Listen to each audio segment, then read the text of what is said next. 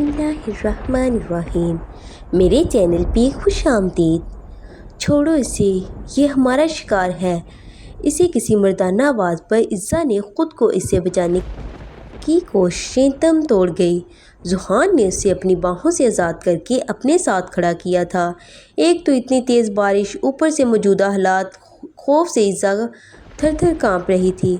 न जाने अब क्या होने वाला था। इज़्ज़ा ने एक बेबस सी नज़र ज़ुहान पर डाली थी। ज़ुहान उसे देखकर रुख फेर गया था। या अल्लाह, ये मैं कहाँ फंस गई। आगे कुआं तो पीछे खाई है। मैं क्या करूँ, कैसे इन सब से बचूँ। मेरी मदद फरमा। या अल्लाह, मेरी हिफाजत अब तेरे हाथ में है। इज़्ज़ा ने कुरब सी आंखें मूंद के दिल में दुआ की थी। ए हीरो, चल भाग जा यहाँ से। ज़ुहान को हनूज इसी जगह जमा देख वही दाढ़ी मूंछों वाला आदमी फिर से बोला था। तुमने हीरो बोल ही दिया है तो अब मुझे हीरोपंती दिखानी ही पड़ेगी, वरना तुम्हें बुरा लग जाएगा। क्यों डार्लिंग, ज़ुहान ने कहते हुए इज़्ज़ा की कमर के गिर्द हाथ डालकर उसे अपने करीब किया था। इज़्ज़ा जो हैरत से उसे बोलते सुन रही थी, इसके अचानक खींचने पर इसके साथ आ लगी थी। अबे ओ, ज़्यादा शानपंती नहीं कर मेरे से, वरना मैं यहाँ गाड़ के रख दूँगा, एक आदमी चिल्ला के बोला था। बारिश ज़ोरों शोर से जारी थी। इज़्ज़ा और ज़ुहान दोनों ही पूरी तरह भीग गए थे। इज़्ज़ा ने आने वाले वक्त के खौफ से आंखें मूंद ली थी और इसके लब मुसलसल कुरानी आयात का विर्द कर रहे थे। मैं शानपंती नहीं, सीधा एक्शन करता हूँ, दफ़ा हो जाए यहाँ से, वरना। ज़ुहान ने इसी वक्त अपने कोट की जेब से गन निकालकर हवा में फायर किया था। गोली की आवाज़ पर इज़्ज़ा ने आंखें खोली थी और इसकी चीख निकलते निकलते रह गई थी, जबकि रेशम भाई के भेजे हुए तीनों गुंडों को भी झटका लगा था।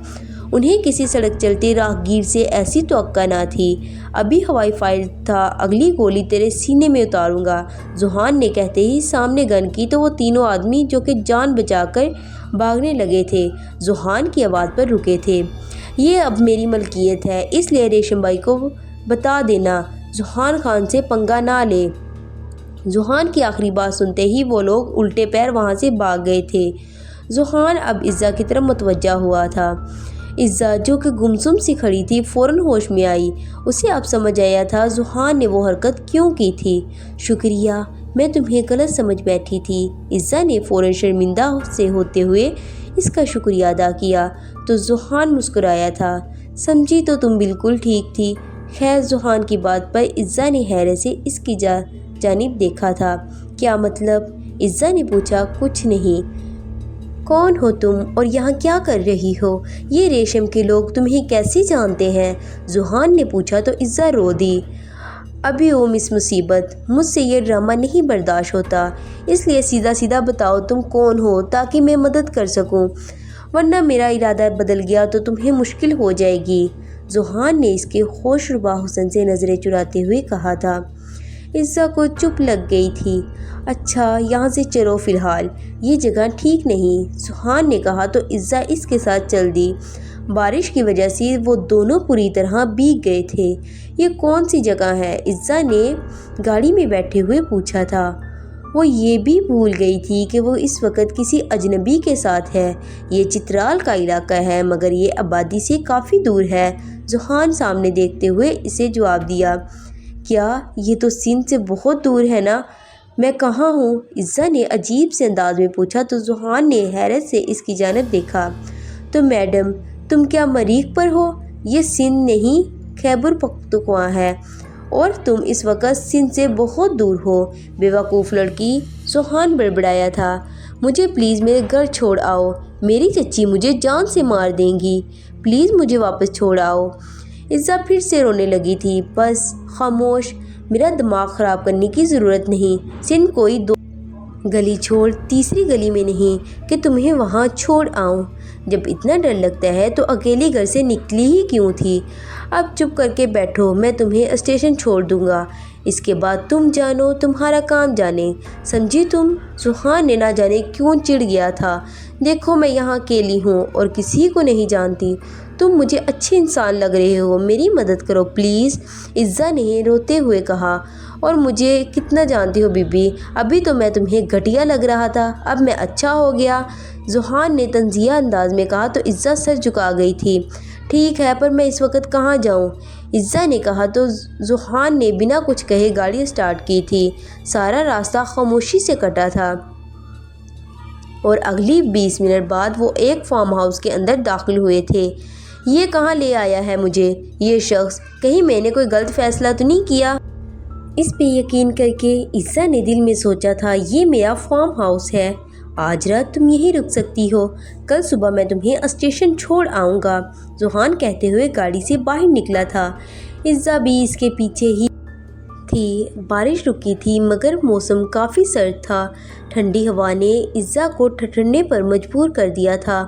وہ ابھی پارکنگ میں ہی کھڑی تھی کہ ذوحان کے غصیلی آواز اس تک پہنچی، مس مراقبہ، اگر تمہیں مجھ پر بھروسہ نہیں تو تم جا سکتی ہو۔ بے شک، وہ رہا گیٹ، ذوحان کہتا ہوا آگے بڑھ گیا تھا۔ وہ شرمندہ سی اللہ کا نام لیتی ذوحان کے ساتھ چل پڑی تھی۔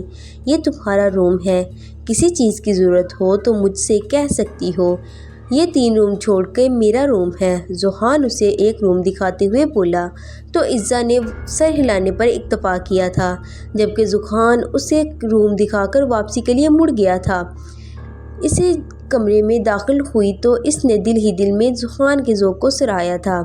کمرہ کافی خوبصورتی سے سجا ہوا تھا۔ کمرے میں بالکل سامنے ڈبل بیڈ اور بیڈ کے سائیڈ میں ٹیبل تھی جس پر ایک لیمپ رکھا تھا، جبکہ دوسری سائیڈ کی ٹیبل پر ایک واز تھا۔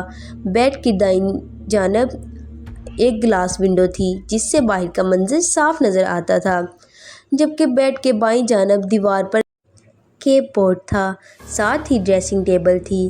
یہ ایک کلرفل سی تھیم والا روم تھا۔ روم میں چھوٹی چھوٹی خوبصورت پینٹنگ بھی لگی ہوئی تھی جس سے روم کی خوبصورتی میں اضافہ ہو گیا تھا۔ ہر چیز ایک سے بڑھ کر ایک تھی۔ عزا بیڈ پر بیٹھی کمرے کا تفصیلی جائزہ لے رہی تھی۔ اسی وقت روم ڈور نوک ہوا تھا۔ جی، عزا نے کہا تو ذوحان اندر داخل ہوا۔ وہ ڈھیلے ڈھالے وائٹ ٹراؤزر میں وائٹ ہی وی نیک کی شرٹ پہنے پہلے سے کافی رف سے حلیے میں مگر فریش سا تھا۔ عزا اسے دیکھ کر اپنی جگہ سے کھڑی ہو گئی تھی۔ ذوحان اسے غور سے دیکھتا ہوا اس سے تھوڑے فاصلے پہ آ کے رکا تھا۔ عزا نے گھبرا کر اس کی جانب دیکھا تھا۔ ذوحان کافی دلچسپی سے اسے ہی دیکھ رہا تھا۔ اسے یہ کم عمر اور حسین لڑکی بے حد پسند آ گئی تھی۔ وہ اتنی معصوم تھی کہ بلا خوف اس کے ساتھ آ گئی تھی۔ اسے یہ تک اندازہ نہ تھا کہ اس کے ساتھ کیا نہیں ہو سکتا۔ تمہارے یہ کپڑے بہت ہیوی ہیں، اوپر سے بھیگ بھی گئے ہیں، کہیں بیمار نہ پڑ جاؤ، اس لیے تم چینج کر لو، میں بس یہ کہنے آیا تھا۔ ذوحان نے اپنے مخصوص دلکش انداز میں کہا تو عزا کو سچویشن کا اندازہ ہوا تھا۔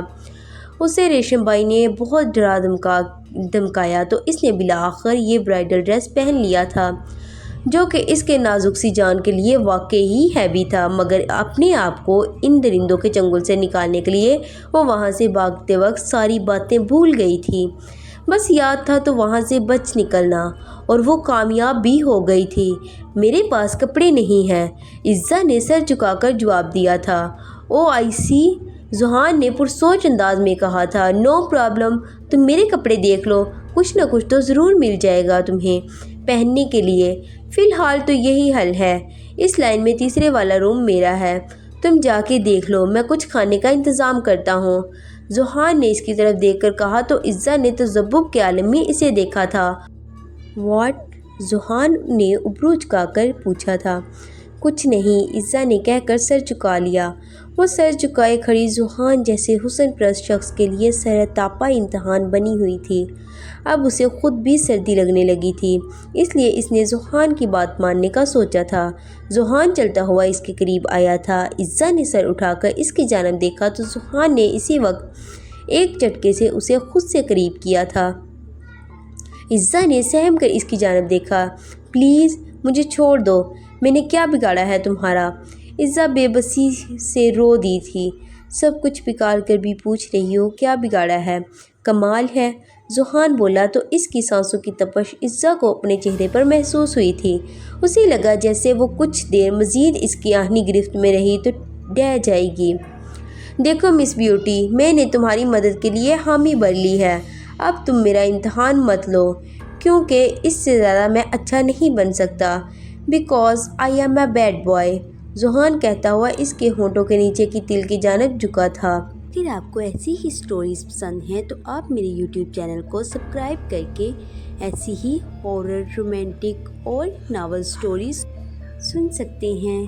Thanks for all.